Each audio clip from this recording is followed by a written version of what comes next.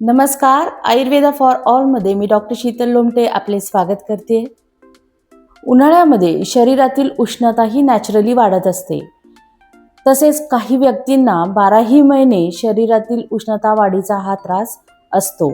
शरीरातील उष्णता वाढल्यामुळे अंग गरम राहणे, तळपायांची तळहातांची जळजळ होणे किंवा डोळ्यांची जळजळ होणे असा उष्णतेचा त्रास होत असतो। काही व्यक्तींना अंगावर पुरळ येणे, खाज येणे, आतून अंग गरम असणे म्हणजे हाडीताप असणे हा त्रास देखील उष्णतेमुळे होऊ शकतो। ही उष्णता केवळ उन्हाळ्यामुळे आलेली नसते, तर हळूहळू ही उष्णता शरीरामध्ये साचलेली असते। जेव्हा पित्तदोष हळूहळू शरीरामध्ये वाढतो, तशी ही उष्णता शरीरामध्ये वाढत जाते। तर ही उष्णता लगेचच कमी करणे शक्य नाही। याला देखील आपल्या आहार विहारामध्ये बदल करून हळूहळू कमी करणे गरजेचे आहे। उन्हाळ्यामुळे वाढलेली उष्णता उन्हाळा संपला की आपोआप कमी होते, परंतु ज्या व्यक्तींची 12ही महिने उष्णता शरीरातली वाढलेली असते, अशांनी आपल्या आहार विहारामध्ये काही गोष्टींची बदल करणे गरजेचे असते। तर आज आपण उष्णता कमी होण्यासाठी काय करायला हवे याविषयी सविस्तर वर्णन बघूया। त्यापूर्वी आयुर्वेदा फॉर ऑल या चॅनलला सबस्क्राईब केले नसेल तर सबस्क्राईब करा आणि बेल आयकॉन दाबा, जेणेकरून आपल्याला अशाच प्रकारचे नवीन व्हिडिओ बघायला मिळतील। तसेच तुम्ही मला फेसबुक पेज आणि इंस्टाग्रामवर देखील फॉलो करू शकता। ऑनलाईन कन्सल्टेशन हवी असल्यास खाली दिलेल्या व्हॉट्सअप नंबरवर आपले नाव, वय, आजार लिहून पाठवा। आपल्याला कन्सल्टेशनसाठी वेळ नक्कीच दिली जाईल। तर बघूया अशा 10 गोष्टी ज्या नियमित केल्यास आपल्या शरीरातील उष्णता ही कमी झालेली आढळते। यामधील पहिली गोष्ट म्हणजे आपले पोट नेहमी साफ असणे गरजेचे आहे। ज्या व्यक्तींना कॉन्स्टिपेशनचा त्रास आहे किंवा पोट वारंवार नियमितपणे साफ होत नाही, अशांना उष्णता वाढीचा त्रास भविष्यात होऊ शकतो। त्यामुळे ज्यांची उष्णता वाढलेली आहे किंवा ज्यांना कॉन्स्टिपेशनचा त्रास आहे, अशांनी त्या कॉन्स्टिपेशनकडे लक्ष देणे गरजेचे आहे। कॉन्स्टिपेशन कमी करण्यासाठी कोमट पाण्यामध्ये एरंड तेल 1 चमचा टाकले आणि ते पाणी रात्रीला झोपताना पिणे, असे जर नियमितपणे केले तर कॉन्स्टिपेशन दूर झालेले आढळते आणि एरंड तेल नियमितपणे घेऊ शकतो। दुसरी गोष्ट म्हणजे झोप। आपली 7 ते 8 तासाची झोप ही योग्य झालीच पाहिजे।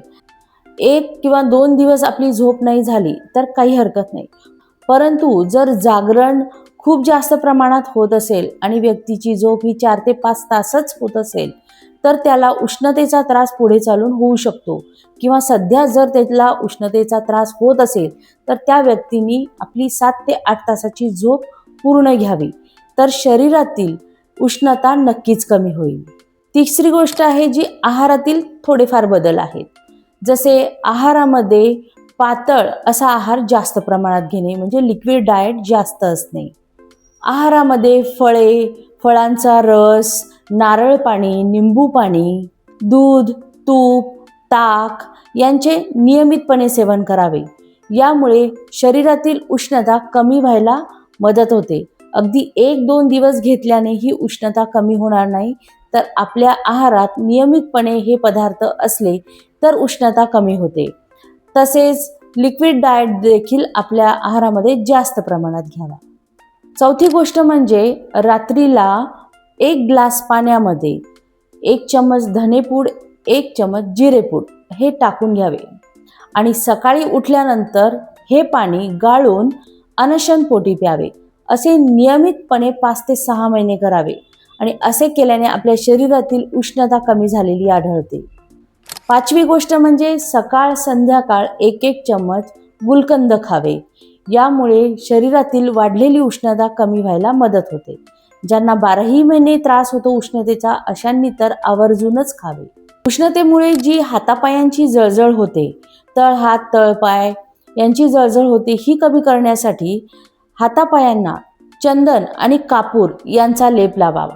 त्याबरोबरच तळपाय आणि तळहाताला केवळ गाईचे तूप जरी आपण चोळले आणि हे नियमितपणे केले तर शरीरातील उष्णता कमी व्हायला मदत होते आणि त्या उष्णतेमुळे जी हातापायांची जळजळ होते ती देखील कमी होण्यास मदत होते। उष्णतेमुळे जेव्हा डोळ्यांची जळजळ होते अशा वेळी नाकामध्ये गाईच्या तुपाचे 2-2 थेंब रात्री झोपताना किंवा सकाळी उठल्यावर टाकावे. यामुळे देखील डोळ्यांची जी जळजळ होणे आहे हे कमी होते. 8वी गोष्ट म्हणजे जर डोक्याची आग होत असेल, काही व्यक्तींना विशिष्ट ठिकाणीच जळजळ आग ही होत असते.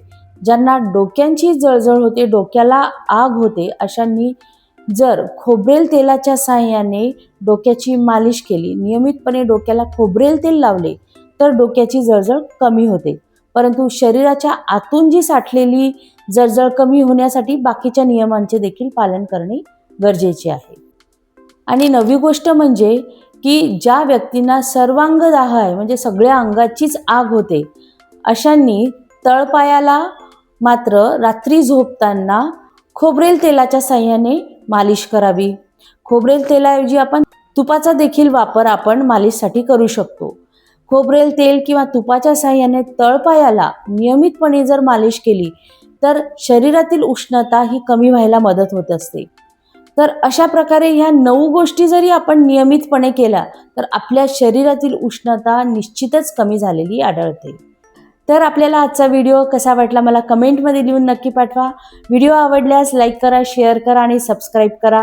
आपले काही प्रश्न असतील ते देखील तुम्ही मला कमेंटमध्ये लिहून पाठवू शकता. धन्यवाद.